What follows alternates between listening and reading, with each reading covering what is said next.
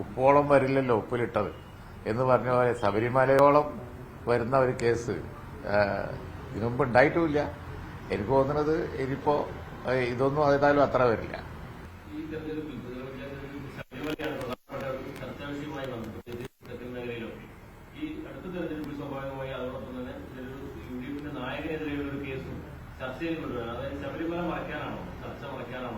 അത് ഈ ഉപ്പോളം വരില്ലല്ലോ ഉപ്പിലിട്ടത് എന്ന് പറഞ്ഞ പോലെ ശബരിമലയോളം വരുന്ന ഒരു കേസ് ഇതിനുമുമ്പ് ഉണ്ടായിട്ടുമില്ല. എനിക്ക് തോന്നുന്നത് ഇനിയിപ്പോ ഇതൊന്നും ഏതായാലും അത്ര വരില്ല. അല്ല, ഇല്ലാത്തൊരു കാര്യം പറഞ്ഞ് അത് മറക്കാനാണ് ശ്രമിക്കുന്നത് എങ്കിൽ പ്രതിപക്ഷ നേതാവിന്റെ നിറം ഒന്നുകൂടി, അദ്ദേഹത്തിന്റെ തിളക്കം ഒന്നുകൂടി കൂടുകയുള്ളൂ, അല്ലാതെ കുറയാൻ പോകില്ല. ഘടകകക്ഷികളൊക്കെ ഞങ്ങൾ അങ്ങോട്ടും ഇങ്ങോട്ടും ഒക്കെ ബന്ധപ്പെട്ടു. ശക്തമായി പ്രതിപക്ഷ നേതാവിന് ഈ കാര്യത്തിൽ ഞങ്ങളുടെ പിന്തുണയുണ്ട്. ഇത് ഇല്ലാത്തൊരു കാര്യം കുത്തിപ്പൊക്കി ചർച്ചയാക്കാൻ വേണ്ടി നടത്തിയ ഒരു വിഫല ശ്രമമാണ്.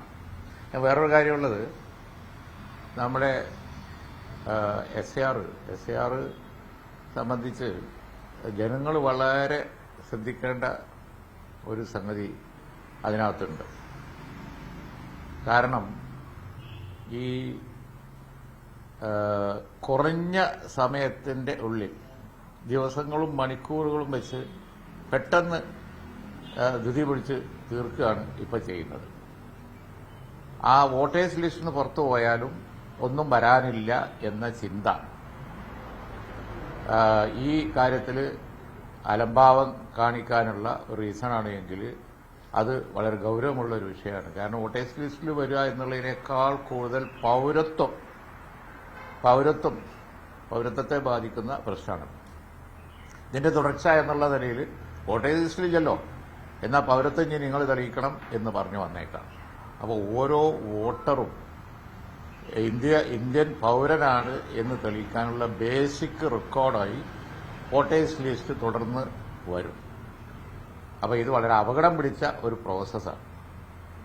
അതുകൊണ്ട് എനിക്ക് വാർത്താമാധ്യമങ്ങൾ ഉൾപ്പെടെ എല്ലാവരോടും പറയാനുള്ളത്, ജനങ്ങളോട് പ്രത്യേകിച്ച് പറയാനുള്ളത്, ഈ കുറഞ്ഞ സമയത്തിനുള്ള ഉള്ളിലുള്ള ഈ അഭ്യാസം മനസ്സിലാക്കി അതിനനുസരിച്ച് ഉയർന്ന് എല്ലാവരും ഒറ്റക്കെട്ടായി വോട്ടേഴ്സ് ലിസ്റ്റിൽ പേര് വരാൻ വേണ്ടി ശ്രമിക്കണം. അല്ലെങ്കിൽ അത് അവരുടെ പൌരത്വത്തെ തന്നെ ബാധിക്കുന്ന ഒരു വിഷയമായി പിന്നീട് വരാൻ സാധ്യതയുണ്ട് എന്ന് ഞാൻ ചൂണ്ടിക്കാണിക്കുന്നു.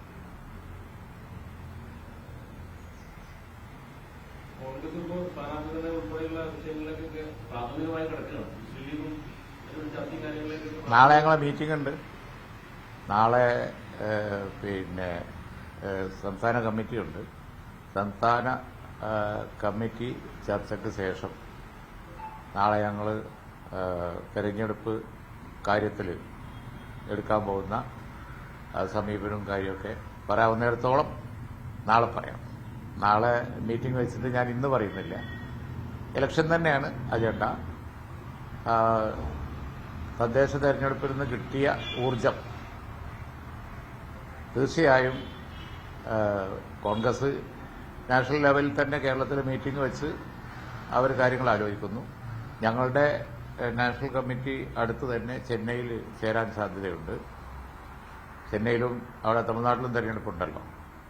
കേരളത്തിൽ UDF-ലെ ഏറ്റവും വലിയ രണ്ടാമത്തെ കക്ഷി എന്നുള്ളതിൽ അതേ സീരിയസ്നെസ്സിൽ അത്ര തന്നെ സമയബന്ധിതമായി ഞങ്ങളും കാര്യങ്ങൾ തീരുമാനിക്കും. കോൺഗ്രസ് അതുപോലെ മറ്റു കക്ഷികൾ ഒക്കെ ഒരേ സ്പീഡിലാണ് പോവുക. ജാഥ എന്ന് പറയുന്നത്, പ്രതിപക്ഷ നേതാവ് നയിക്കുന്ന ജാഥ എന്ന് പറയുന്നത് UDF ജാഥയാണ്. അപ്പോൾ തീർച്ചയായും എല്ലാവരും ചെയ്യുന്നത് ഒരുപോലെ തന്നെയായിരിക്കും.